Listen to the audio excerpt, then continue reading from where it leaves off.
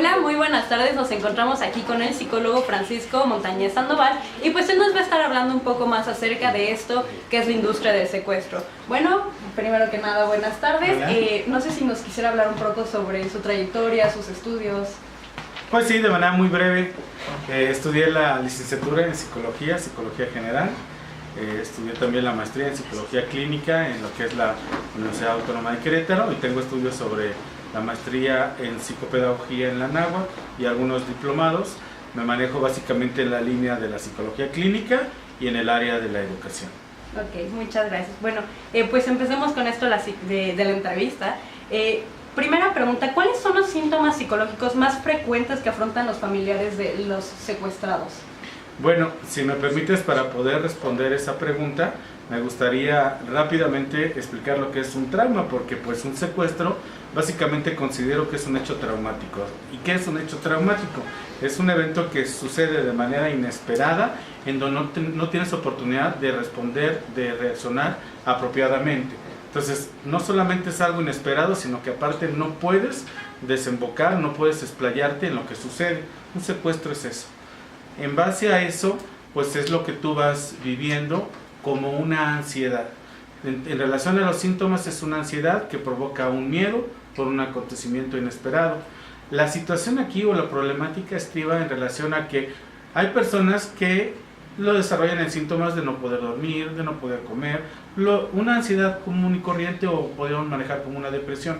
Sin embargo, hay personas que no externan esta situación y nosotros podríamos decir, bueno, pues no pasa nada, no se vio afectado. Sin embargo, reitero, es un hecho traumático que no solamente si vuelve a acontecer un secuestro, que esperamos que no, sino ante otro hecho traumático puede derivar, es el primer acontecimiento traumático, entonces exacerbar la situación. Entonces, a grosso modo es lo que yo considero que son los síntomas, es decir, lo que podríamos manejar como una depresión, como una ansiedad, como un miedo, básicamente, o a veces no externarlo, pero el no externarlo no significa que no nos haya afectado. Exacto. ¿Y tú qué, bueno, para el psicólogo Francisco, desde su punto de vista, cuál debería ser el tratamiento y a cuánto o a qué tiempo después del proceso? Porque digo, habrá quien piense que a lo mejor inmediatamente se va a llevar este proceso o a lo mejor en cuanto el paciente esté dispuesto a. Entonces, pues bueno, este es uno de los problemas de la psicología en relación a que existen varias escuelas o corrientes, el humanismo, la Gestalt, el psicoanálisis, bueno, muchísimas. Yo te quiero ser honesto, puedo hablar solamente a través de mi experiencia. Yo pues tengo experiencia en lo que es el psicoanálisis y pues he tratado a personas que lamentablemente han tenido esta situación y considero que a través del psicoanálisis se puede dar una terapia adecuada. ¿Por qué el psicoanálisis? Bueno, porque no solamente nos enfocamos al evento, al acontecimiento, al hecho traumático que aconteció, el secuestro, sino que una vez que se va venciendo esa situación, podemos irnos más atrás y darnos cuenta si hay otra circunstancia que de una vez también podemos ayudar a que se mejore y la persona pues aproveche esta situación, si lo puedo decir así, para ser mejor. Ahora, tu segunda pregunta, ¿a partir de cuándo pudiera ser esto? Es muy complicado responderlo, sin embargo quiero decirte, el clásico chiste que se dice, ¿no? ¿Cuántos psicólogos se necesitan para cambiar un foco? Pues se necesita que el foco quiera cambiar. En este caso, ¿a cuánto tiempo del acontecimiento? Te podría decir que cuando la persona pueda aceptar que necesita el apoyo de un especialista, pueda tener esa humildad necesaria para decir, necesito esa ayuda. Ok. Y bueno, ya en cuestión de las personas que se encuentren dentro de la situación de un secuestro, ¿qué ejercicio usted recomendaría para mantener la calma, para no entrar como en esta histeria y en este mismo trauma de shock en el momento?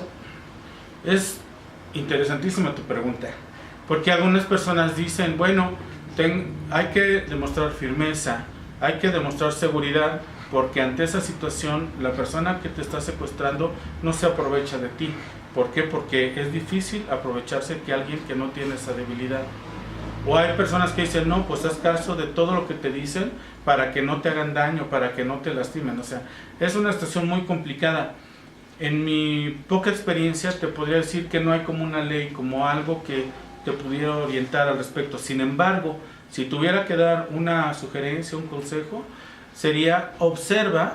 Obviamente es algo a veces que pudiera ser simbólico porque obviamente te tapan los ojos, te ponen una máscara, pero ponte atento, atenta a las situaciones que van aconteciendo a la persona que te está secuestrando, qué palabras utiliza, cómo se conduce, si puedes ver algo o puedes observar alguna situación, muy atento, muy atenta, porque en base a eso, lo que tendrías que hacer, a mi juicio, es en base a esa información que obtienes a través del sonido de las voces, de lo que tú observes, de alguna manera de vestir, de cómo es la habitación o la casa de seguridad donde te tiene, es generar una empatía. ¿Cómo? Perdón que lo diga, tal vez voy a ser muy subjetivo, como Dios te dé a entender. Pero aquí lo importante, lo que yo pudiera subrayar es empatía. O sea, ¿qué acción tendrías que tomar? Sé empático, procura ser empático. Si ves que es una persona que está solitaria o que tiene algún conflicto, entonces ofrece una escucha y definitivamente lo que yo aconsejo es de ninguna manera ponerte a discutir, ni a gritar, ni a patalear al respecto. Eso sí es algo que no se debería de hacer. Ok, bueno, y ya que hablamos sobre esta empatía que se tiene que hacer con el secuestrador y esta relación que digamos que tienes que formar, no sé si nos pudieras explicar para nuestros lectores qué es el síndrome de Estocolmo, por qué se deriva, porque incluso hemos leído investigaciones por parte del FBI, que ya es como una asociación muy de renombre, que en el 27% de los casos de secuestro llegan a tener este síndrome de Estocolmo. No sé si nos pudieras hablar un poco sobre este mismo. Sí, también se critica mucho, ¿no?, a las personas que tienen este síndrome de Estocolmo, porque es decir, bueno, tengo un cariño, tengo un lazo afectivo en especial y en particular contra quienes me hicieron daño, contra quienes me secuestraron. ¿Cómo es posible que esa persona pudiera tener eso? Pues entendamos, es simple y llanamente un método de sobrevivencia. El síndrome de Estocolmo es sobrevivir. ¿Y cómo puedo sobrevivir? Reitero, teniendo esa empatía hacia mi secuestrador. Perdón que ponga el ejemplo, pero cuando un recién nacido está naciendo, valga la redundancia, ¿qué son de los primeros aspectos que maneja? Pues una sonrisa. Y uno dice, ¡ay, qué padre, está sonriendo, qué bonito! Bueno, es que no es que lo haga adrede, es un acto reflejo, ni siquiera sabe lo que representa una sonrisa. Sin embargo, ese es un método de sobrevivencia de la naturaleza. Biológicamente hablando, el niño está sonriendo para sobrevivir. Entonces logra esa empatía porque la naturaleza lo da, ni siquiera porque el intelecto, porque en ese momento no está formado para que el niño subsista. Entonces, el síndrome de Estocolmo podrá ser muy criticable, pero antes de criticar, creo, tendríamos que ponernos en la situación que viven esas personas y entonces ya podríamos criticarlo. Eso es lo que yo creo. Ok, y bueno, ya digamos que a manera más preventiva, ¿cuál sería un perfil psicológico que, bueno, digo, ya sé que es un área muy grande, pero que pudieran tener los secuestradores, o cuáles son estos focos rojos a los que hay que estar atentos nosotros con nuestros conocidos, o sea, que nos rodean o que se encuentran dentro de nuestro entorno? Dos preguntas muy importantes. Primero, ¿cuál es el perfil psicológico? Y segundo, ¿cuáles son estos focos de alerta que tendríamos que considerar? Lo primero, podríamos hablar que son personas que tienen una conducta sociópata, ¿no? Entonces, bueno, pues por ahí les recomiendo a todos que chequen en internet, ¿no?, sociópata, y nos vayamos informando. ¿Qué nos podría iluminar esta idea? Los sociópatas son personas que desde chiquitos han sufrido mucho, han sufrido acoso, han sufrido violencia, han tenido situaciones muy muy complicadas, y ese aspecto básicamente generada por las personas que los deberían de proteger son los que les hacen daño. ¿Eso qué crea en estas personas?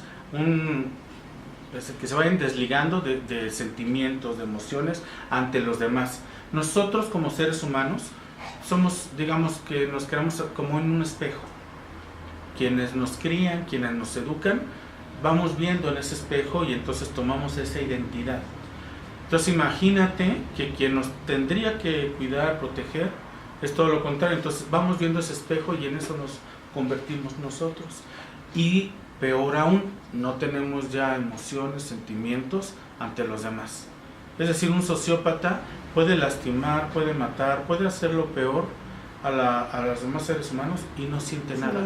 Sin remordimiento. Y eso lo podemos ver en videos en YouTube cuando llevan a juicio a personas que han matado, que han hecho daño, y cómo lastiman, se ríen, y nosotros decimos, ¿cómo es posible? No es un ser humano. Sí es un ser humano, pero lo que no entendemos, y es cierto, es que no tienen esta empatía. No tienen el dolor ante lo que les pasa a los demás, solamente ellos mismos. Ese es el perfil que tú me preguntabas. Segunda pregunta muy interesante: ¿qué aspectos o cuáles son los foquitos de alerta que tenemos que considerar? Y ante los jóvenes es importante que yo les pueda transmitir. Les recomiendo ver un video, se llama Evan, subtitulado en español porque yo no hablo inglés, igual ustedes sí, pero habla sobre cuestiones de tiroteo que se dan en las escuelas, sobre todo en Estados Unidos, y nos muestran cómo hay aspectos, cómo hay señales en las redes sociales que nosotros tenemos que estar atentos, y cómo hay gente que está a un lado, que nadie la junta, que está con sus audífonos, que hoy en día toda la gente está con audífonos, pero si estás pasan desapercibidos. Correcto, es eso, ¿verdad? Desapercibidos, si estás solo, si estás en si en las redes sociales, hoy por hoy, por favor, si vemos en redes sociales pistolas, situaciones ahí de machetes o cosas así, son señales que se están dando. Las redes sociales nos permiten identificar eso. Entonces, aquí a los jóvenes les diría, abramos los ojos, porque generalmente pensamos en nosotros y está bien, pero hay que ver a los demás y hay que estar atentos en las personas que están aisladas, que están desapercibidas, que son grises, como se dicen. Atentos ahí. Ahora, me van a decir, ¿y qué tengo que hacer? Yo sé que no son psicólogos, yo sé que no sabremos qué hacer. Lo único que te diría es, jamás le hagas daño, lo insultes, le hagas nada. Procura ser atento o atenta con esa persona, procura escucharla, darle una palabra de aliento, porque digo, Dios no lo quiera, pero en algún momento que se dé una situación donde esa persona se vuelva violenta, contra ti no pasará eso. Sí, digo, es no dejar que el volcán explote por lo mientras, y pues si va a explotar, que al menos tú te encuentres dentro de un área segura, ¿no? Correcto.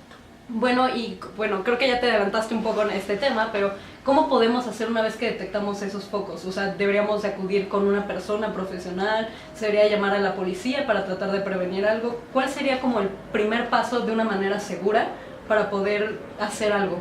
Sí, aquí también es un llamado a las autoridades educativas. Es indispensable que tengamos un protocolo de actuación en estos casos. En México afortunadamente no es constante que pasen estos aspectos, pero se empiezan a dar, sobre todo en el norte del país por influencia de Estados Unidos de Norteamérica. Entonces generemos como adultos protocolos de actuación en ese aspecto, y en los jóvenes vamos a transmitirles ese aspecto. Contestando propiamente tu pregunta, básicamente coméntaselo a un adulto. En primera instancia a tus papás, y motiva, entusiasma a tus papás a que lo hablen con las autoridades directivas. Si las autoridades directivas no toman conciencia de eso, afortunadamente las redes sociales pueden ayudar para que los papás, porque ahora están conectados a través del WhatsApp, se comuniquen en ese aspecto tan complicado y estén atentos. Yo es lo que sugeriría, no tanto tú, sí escucha a las personas, sí sea amable, pero ya esta situación ya nos corresponde a nosotros como adultos. Entonces ustedes acudan a nosotros, quienes tendríamos que acompañarlos y orientarlos al respecto. Claro, y en una situación ya de adultos, como usted menciona, o sea, ya cuando se trata, no sé, en un ambiente laboral, ¿qué es lo que debería proceder? O con un conocido a lo mejor de los adultos, o sea, un amigo que a lo mejor están detectando estos focos que ya habíamos mencionado, como este desapego emocional que se tiene hacia todo. ¿Qué se podía hacer ya como un adulto? Ok, ya nosotros como adultos sí tendríamos que interactuar con estas personas que ustedes nos hacen favor de mencionar quiénes son. Tendríamos que estar atentos, tendríamos que escucharlos, tendríamos que ver una cuestión preventiva. ¿Cómo sugiero esta cuestión preventiva? Que no actuáramos castigando directamente, que no actuáramos dando sanciones en una primera instancia.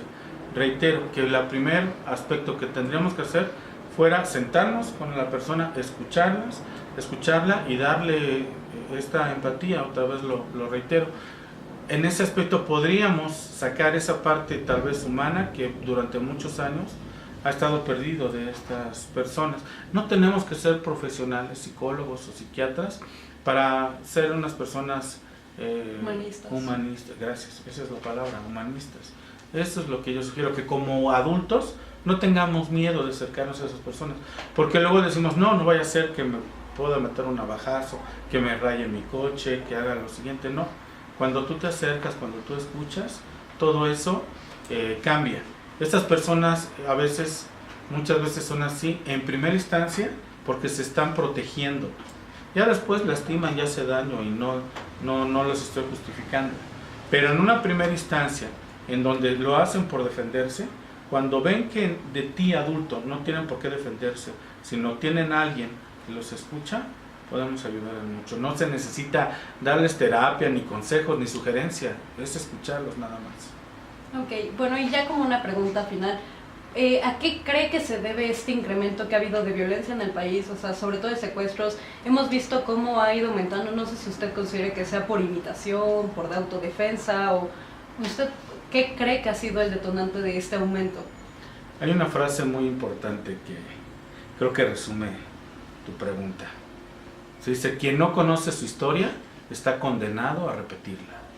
Entonces, sí valdría la pena que nos echáramos un clavado a México en la época de Durazo, de Arturo Durazo, en donde creo, a mi juicio, en ese momento se empezó a descomponer la policía capitalina y eso permeó a toda la República Mexicana, en donde no era que la policía se uniera con los delincuentes y los secuestradores, no, la policía era quien controlaba a los secuestradores.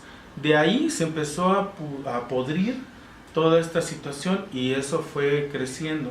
Y lamentablemente, y perdón que lo diga, la cuestión del narcotráfico posteriormente es un factor que fue aderezando esta podredumbre en México, porque pues desde en un principio manejar únicamente el secuestro se fue dando al narcotráfico y luego los cárteles del narcotráfico manejaban secuestro, extorsión, muchas situaciones así.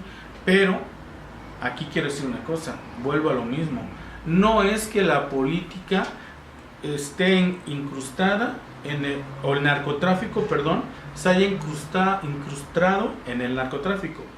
La política y los políticos son los narcotraficantes. En la época de Carlos Salinas de Gortari era quien manejaba todos los cárteles. Para concluir, lo que quisiera comentar es que los jóvenes puedan conocer a todos sus candidatos para diputados, para senadores, el Congreso, para lo que es presidente. A mí lo que me gusta de este 2018 es que hay una amplia participación de todos los jóvenes que participen en esto, pero sobre todo también, con esto concluyo, que den contenido de calidad en YouTube, en Facebook, en todas sus redes sociales, porque se está demostrando actualmente, y eso me gusta mucho, que el contenido de calidad es mejor de los jóvenes que el que hacen o hacemos a veces los adultos. Prueba de ello es el monopolio que ha hecho TV Azteca o Televisa, que viene ya a la baja. Bueno, pues aquí lo tienen. Muchísimas gracias al profesor, al maestro, al psicólogo Francisco Montañez Sandoval. Y pues aquí lo tienen, ya escuchamos todos la opinión y pues al final del día los invito a que ustedes hagan su propia investigación y a que reflexionen sobre el tema.